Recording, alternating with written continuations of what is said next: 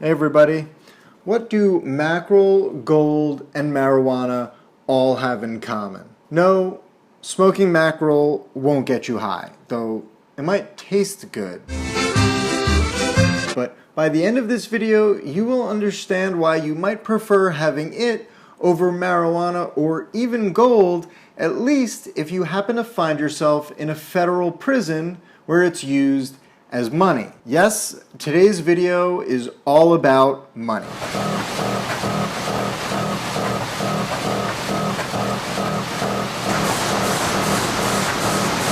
Okay, that's $74.50. $74.50. All right. There's 80. I promised you $50 over the meter, right?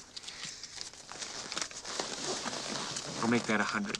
My first Econ 101 video was the first principles of economics, so it might seem like I'm jumping forward to what one might view as a more complex subject like money. But when was the last time you used money? If you're a human on Earth, it was probably today. You probably didn't even think about it. You might even have used money without knowing it if you subscribe to some service which automatically bills you. But not only do you use money, money has influence over your life. In fact, is there anything that has more influence over your life?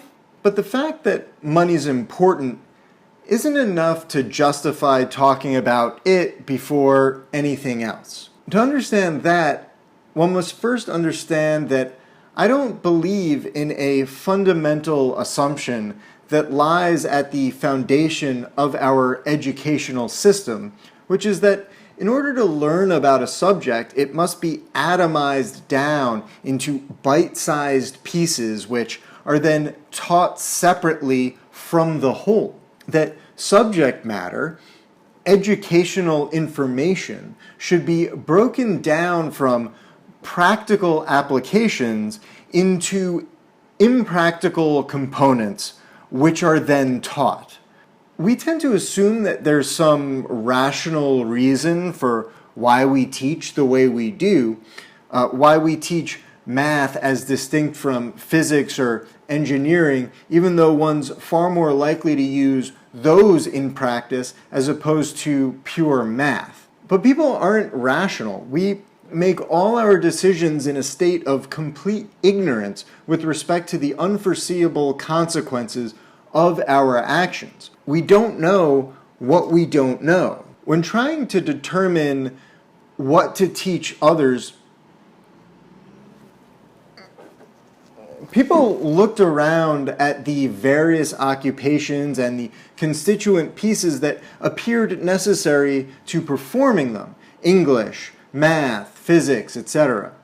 Well, first they assumed that because they perceived distinct disciplines, that these distinctions were in fact real. And then they assumed that in order to prepare people for those occupations, you had to teach them those disciplines as distinct. In other words, they looked at occupations that had evolved over time, that erupted out of the crowd, broke the information that was required to perform that occupation into smaller bits, and then transmitted that information as if the bits were not part of a greater whole. It's my belief that this will be recognized as one of the greatest errors of the 20th century because it acts as a bottleneck at the beginning of the pipeline through which we acquire knowledge. By arbitrarily segregating information and obfuscating its holistic relationship to some valuable occupation, I believe that educators robbed these disciplines of their very lifeblood: relevancy. One can't appreciate history and philosophy if they're not shown how these affect our laws, our national boundaries, and our institutions. One can't appreciate math if they're not shown how it enables us to do stuff like land a satellite on a comet hurtling through space at 84,000 miles per hour. I don't want to make the same mistake. When talking about economics, I don't want to atomize it down into made-up principles which I elevate to dogma. Yes, I've outlined some first principles that I believe provide a solid foundation for beginning to think about economics. But economics shouldn't be some arbitrary list of rules that I or anyone else lays out for you.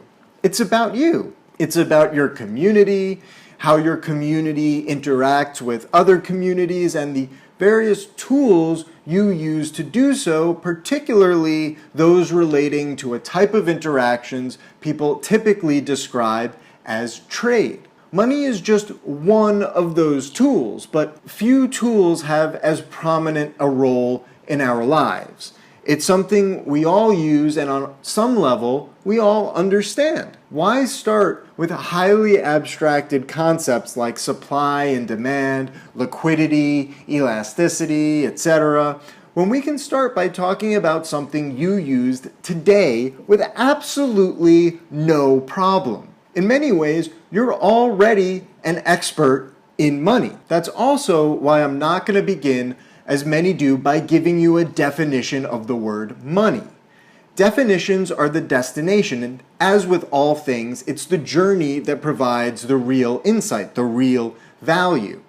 To accept a definition before one understands how it was arrived at is to engage in an act of faith, because you couldn't possibly know whether it was arrived at through logic and reason, through the diligent application of the scientific method, or whether it was simply written in a book once and repeated ad infinitum with no one thinking to question the assumptions. In other words, this is not me telling you what money is. This is me having a conversation with you about money, what people have accepted as money in the past and why. So where do we start? Well, at the beginning. And the original form of money was commodity money. You've probably already heard one or two fun examples of some commodity that was used as money in the past. Obviously, gold and silver are the most well-known, but lesser-known examples are salt, peppercorns, tea, shells, beads, candy, barley, and marijuana. To understand how commodity money evolved, we need to remember that the original mechanism through which trade took place was barter. And barter is really just the word we use to describe something all animals do. Okay, he's got my phone. And there is a system by which I may be able to do this. Bartering.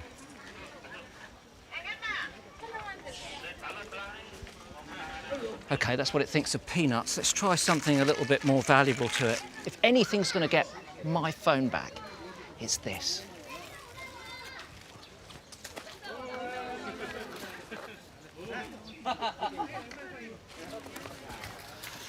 Yes! When a lioness hunts for food while the lion guards the brood, the lioness is exchanging her services as a hunter for the lion's service as a guardian. Humans just produce a wider variety of goods and services, but without money, they're forced to interact as any other animal would, trading whatever they had on hand with whomever they happen to come across in exchange for whatever they happen to have on hand. If you didn't encounter the right people and if you didn't happen to have the right goods, everyone was out of luck. But barter is still better than making everything yourself, and so it continued until certain staples became apparent.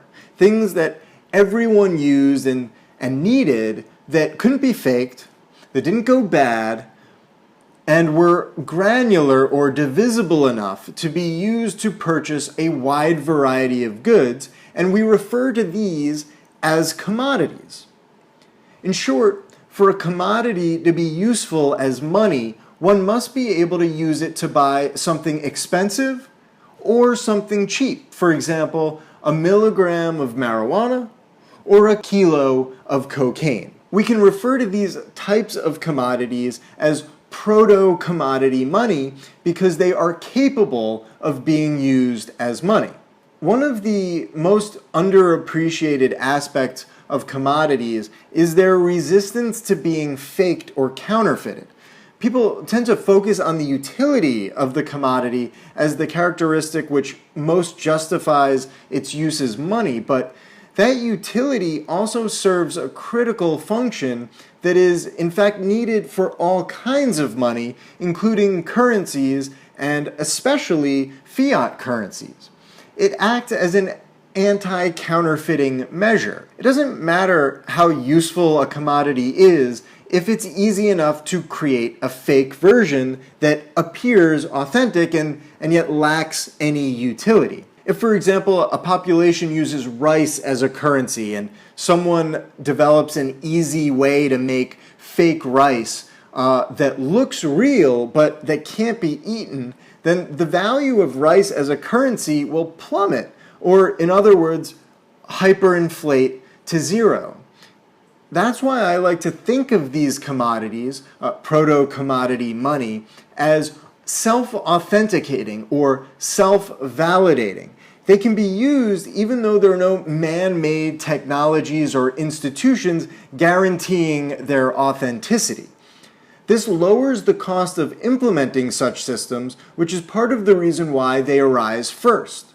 Once armed with a commodity money, you can trade with anybody who accepts it.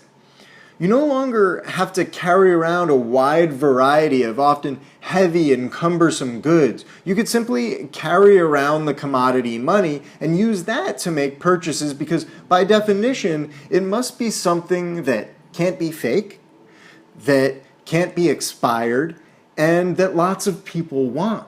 So even if they don't have a specific need for that commodity, they'll always be able to exchange it with someone else for something that they do need. This makes trade an order of magnitude more efficient, which benefits all members of an economy, not just the individuals involved with specific trades. In short, commodity money was one of the earliest technologies and was in fact a revolutionary technology because by delivering an order of magnitude increase in the efficiency of economic transactions, it helped raise the standard of living for any population that used it. The term we use to describe this type of technology is monetization.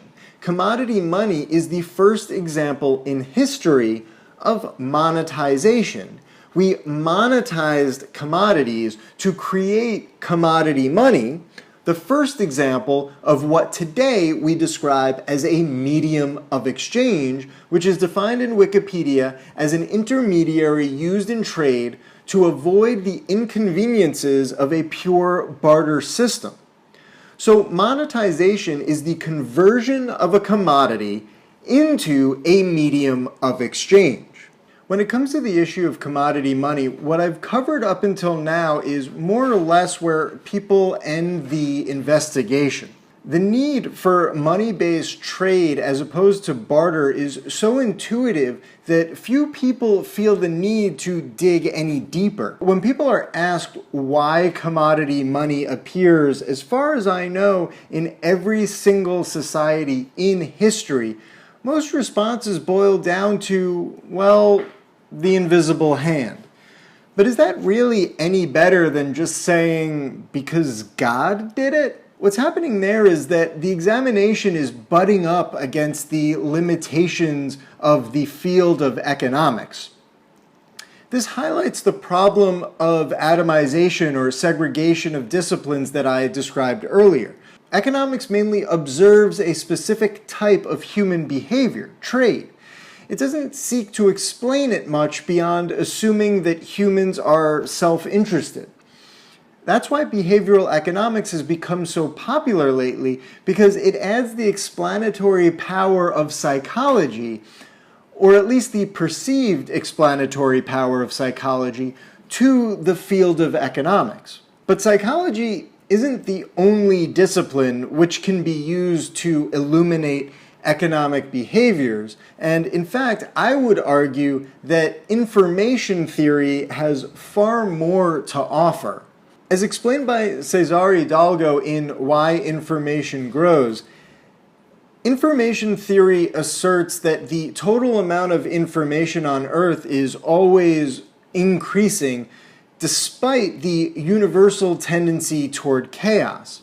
That means that everything we do, whether big or small, conscious or unconscious, somehow plays a role in the growth of information. That being the case, a reasonable question becomes, how does commodity money increase information? Well, the critical dichotomy in information theory is that between order and chaos. If you look at trade before the advent of commodity money, it's an order of magnitude more chaotic than after. Prices are chaotic because people are constantly exchanging different things for different things. Supplies are chaotic because no one ever knows whether they'll have what the right person needs. Even if there are people who want your product, you'll only be able to sell it if they also have something that you want. Extended to the macro scale, this means that trade is chaotic because everyone has to constantly be searching for the right person with the right goods who is themselves looking for the right person with the right goods. In other words, liquidity, the ability to sell or liquidate one's inventory, has a massive luck component.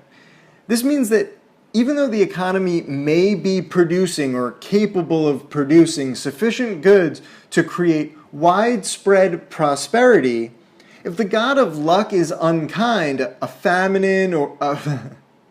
famine or similar catastrophe can devastate the population just as it did time and time again. But after commodity money, prices could stabilize because if everyone is using grains of rice as money, they can compare how many grains of rice one vendor charges for a product versus another. Supply and demand can begin to form some kind of equilibrium because goods are far more liquid or sellable. The ability to liquidate one's inventory is now dependent primarily on the demand for their product and their consumers' possession of money, not luck. In short, orderly markets become possible where before they were impossible, and thus commodity money contributes to the overall growth of information or order. The case of commodity money that I'd like to end with was brought to my attention by @CharlieSchrem on Steemit. According to Schrem, in the federal prison system, there are essentially two markets or economies: the administration-run market, ARM, and the inmate-run market, IRM. The administration's market is based on the US dollar, but there are limits to how many dollars inmates can keep in their account, as well as limits on how and when they use those funds, which the administration can enforce because the inmates are never given physical possession of the money. Store items are bought with money sent from families or friends outside the prison. In effect, when US dollars are deposited into the administration's market, they're converted into digital points which are completely controlled by the administration. Schrem explains, you get 300 minutes of phone use per month for about $70, and email costs about 5 cents a minute and is only available at specific times to specific people. Once a week, you can shop in the commissary with a $360 a month spending limit. Further, certain products have limits of how much you can buy, for example, the mackerel. The inmate market arose to satisfy the wants and needs of inmates which couldn't be met by the administration's system. But in here, these items become more than just care packages. Each represents a value. Each can be traded, sold, and gambled. Each item is, in essence, money. As Schrem again explains, the IRM is where you can buy sandwiches, wraps, pizzas, Italian ices, hire a personal trainer, get a haircut, pay someone to clean your cube, repair a watch, even inmate-run caterers for your birthday or going home party. Additionally, there were inmate-run stores which sold commissary items at a markup since you could only commissary shop once a week. But as I've covered, if you want to have remotely efficient trade, you're going to want to use money-based trade as opposed to barter-based trade. That's where the mackerel comes in. Shrem explains, it has utility by being one of the best sources of protein on the compound. You can save it for a long time, the shelf life is a few years. The price is relatively the same across all prisons in the country, so even if you transfer prisons, your property comes with you, including your mackerel, which is worth the same somewhere else. Unlike tuna fish, chicken packets, and protein bars, more people eat mackerel. Note, he never points out who set up the system, what dictator, politburo, or committee evaluated the various options and acquired consent from the representatives of all relevant special interests, including but not limited to the wider population. That's because commodity money erupts out of the population. Whatever commodity best balances utility, ubiquity, and granularity, or divisibility, while resisting counterfeiting or fakery, will become commodity money. In other words, commodity money is created by the crowd, not any specific individuals within it. In fact, one could argue that commodity money arises specifically in the absence of an authority. This is arguably the feature which distinguishes it the most from a currency, though people often use the terms currency and money interchangeably. Another interesting example was observed in the 1940s in World War II POW camps where soldiers began using cigarettes as money. One researcher at the time observed, the essential interest lies in the universality and the spontaneity of this economic life. It came into existence not by conscious imitation, but as a response to immediate needs and circumstances. Any similarity between prison organization and outside organization arises from similar stimuli evoking similar responses. Cigarettes also came to be used as money in criminal prisons, though perhaps Shrem's experience with mackerel is a reflection of the decreased consumption of cigarettes. With fewer people smoking, the utility of that commodity diminished, and with it, its utility as money. Mackerel then arose to fill that gap. I'm sure to some it sounds a bit odd to be referring to things like cigarettes as commodity money, since cigarettes are themselves made up of commodities like tobacco. But a commodity is really anything that can be sold on markets, which satisfies wants and needs, and that is fungible, meaning that one unit is virtually identical to any other unit, both in function and price. This is why people use the term commoditized to describe any instance where the goods produced by various firms have become effectively identical, and so the only way for them to compete with one another is on price, which then drives profit margins down to near zero. Since the products all look and act the same and cost about the same, they have become commodities.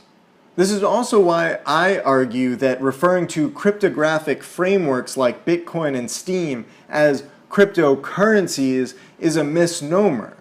Bitcoin and Steam, but especially Steam, are digital commodities, not currencies. Steam is traded on markets. It has unique features which satisfy wants and needs. At least that's what people investing in it believe. And there's no meaningful difference between one unit and another.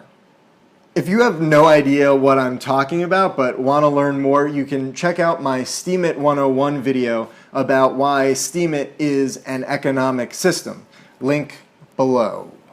The original commodities that were used to back currencies were simple and naturally occurring because those were the first products we traded. But As society and technology became more sophisticated, so too did the commodities that were available to be monetized. In many cases, this sophistication backfired.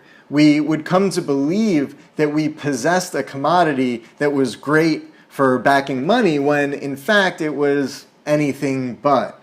The prime modern example of that being the use of commoditized mortgages to back money in the form of mortgage-backed securities, which helped contribute to the financial Armageddon that transpired in 2008. On the other hand, it's my belief that Steam's sophistication, its intentional design, and its open nature make it ideal for backing a currency, the Steam-backed dollar.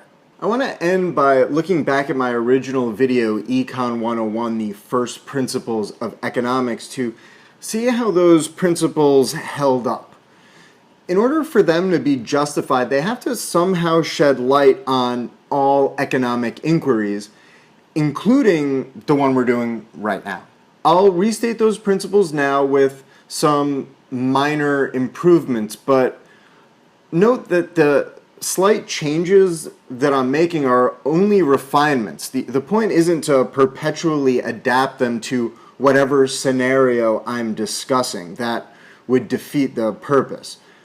But at the same time, as I said in that video, these principles are not written in stone. They can and should be improved over time. And hopefully that's something that will happen as I continue with this series. I actually think that this exercise is a great example of how these principles, or really any first principles, should be modified. After investigating commodity money and looking at the first principles, two problems immediately jumped out at me. One is that the definition of money really doesn't belong in there. First principles should be the most basic level of abstraction possible, but the concept of money is highly abstracted, meaning that one must grasp a wide range of abstract concepts before they can even begin to grasp the concept of money. For that reason, I've removed that principle that money is a type of stuff that many people want from the list. After that, it becomes apparent that the last two principles are unnecessary and redundant. Their presence is only justified by the money principle, which has been removed. They're merely restating the original three principles, but in the context of money. By simplifying and broadening the first principles, we can also be confident that we're not catering to any specific scenario, as long as we really are enabling them to cover more scenarios, not less. As of now, the new first principles are people make stuff that people want. The more people want stuff, the more valuable it becomes. To get stuff they want, people trade valuable stuff for valuable stuff.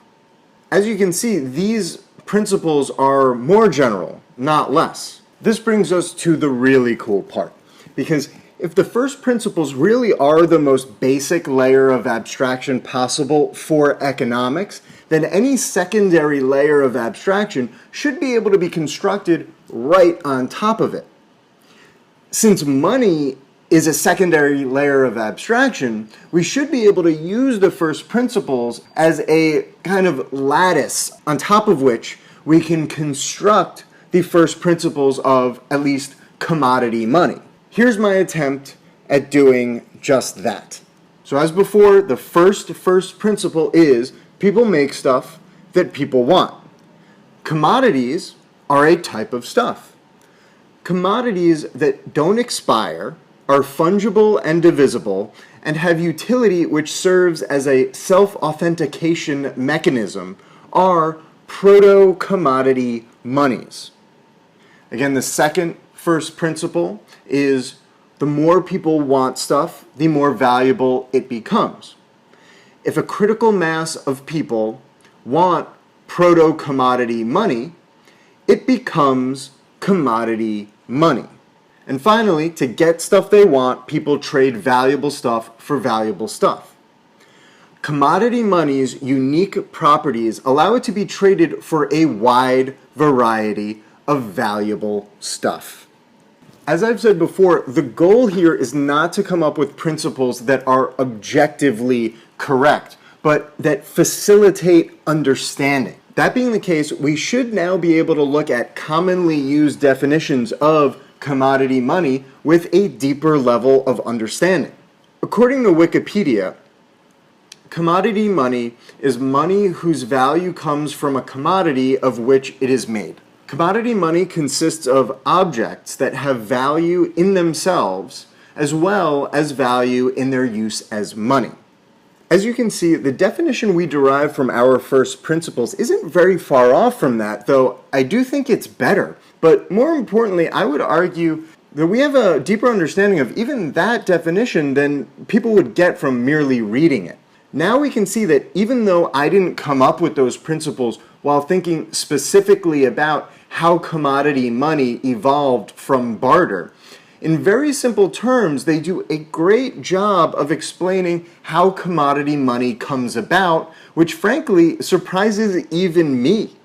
Of course, this doesn't prove that my first principles are correct, but I do think it provides some evidence that we're at least on the right track. So that's it for commodity money, at least for now, but before I go, I'd like to point out just how many concepts we've called upon during this conversation.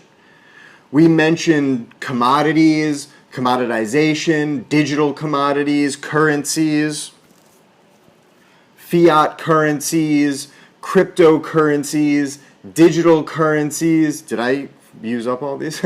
Liquidity, fungibility, monetization, mediums of exchange, mortgage-backed securities, information theory. So that's 14 complex concepts. I think we even mentioned hyperinflation briefly. Probably more.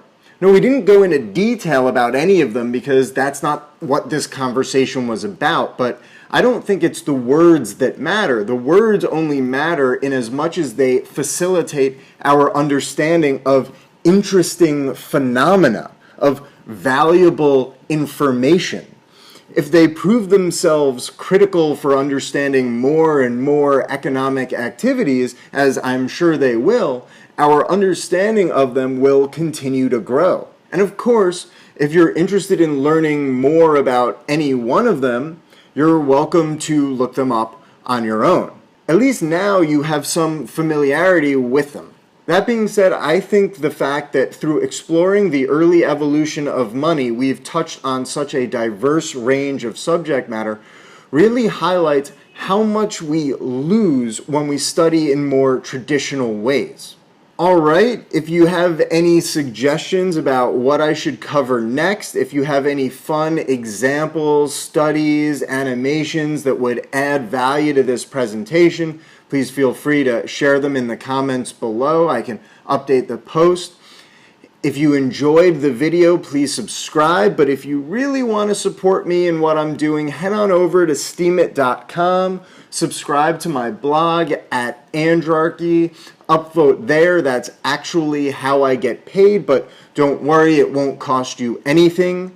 You can also follow me on Twitter at Andrarchy as well. Thanks for watching and see you later.